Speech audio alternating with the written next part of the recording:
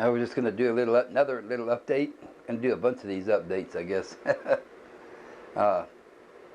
You know, like I said before on some of the other videos that I have other interests, so I've been watching a lot of hydroponics, aquaponics, and all that.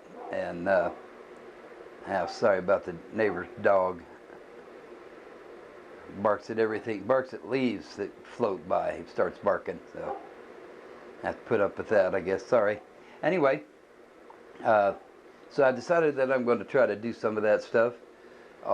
It just seems really interesting to me. I really enjoy watching those kinds of videos. You know, you guys that are on a fixed income, you know, that's something to do for, you know, like a hobby, and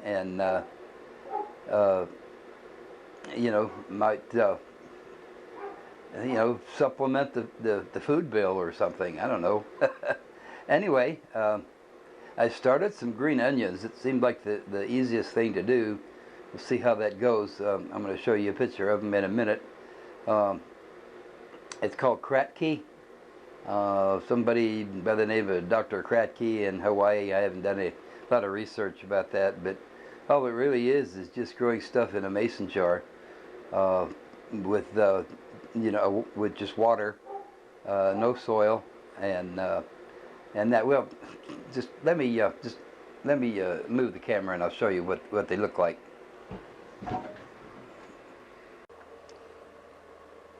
Okay, these were okay. These are about 4 days old, I guess.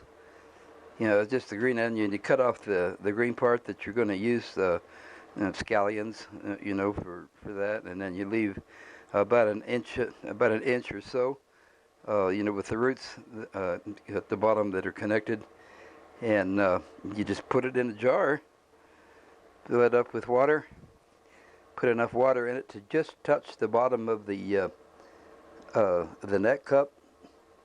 And don't want to drown it. You need a little bit of air in there. So as you can see, I don't know if you can see it or not. Here's some roots. Got one little root coming out right there, one or two.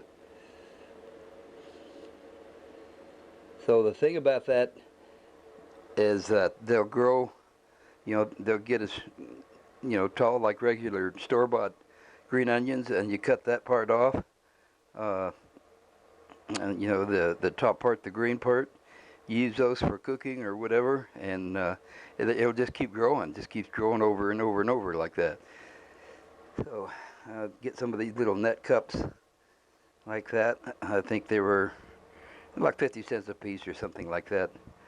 I don't exactly remember, but that's what you do. And then you put some people say, yeah, you put those little clay balls in there.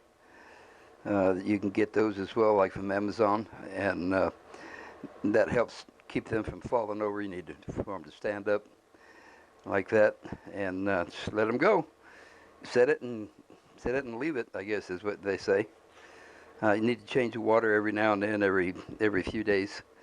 They're saying, you know, like every 3 to 4 days or so. When it starts getting kind of murky looking, well, you need to change the water out. There's nothing in there but tap water. And that's all there is to it. Now, in this area, we don't have a lot of chlorine, and so and the pH is within tolerance on it. I mean, you don't have to get that technical. I just poured water in there and I smelled it to see if there's any, if I could smell or taste any chlorine, and we've never had that problem here. So it's pretty alkaline the water is, though. So. But I got a little filter on the motorhome that helps take care of that. So, but like I said, we're just going to start with the green onions. Seem to be the easiest thing to get started, and just let it go, just let it work and grow. And when they get tall enough, you cut them off, you know, and eat those, and let them. They just keep on growing. If this goes okay, you know, you can do lettuce and spinach and all kinds of green leafy veggies. You can do it that way. You know, I've been watching some of the people doing tomatoes and cucumbers and all that, but that's a little different system that they're using. They call it aquaponics or hydroponics. Not running water, but circulating water with bubblers, and that, of course, you're going to need a lot bigger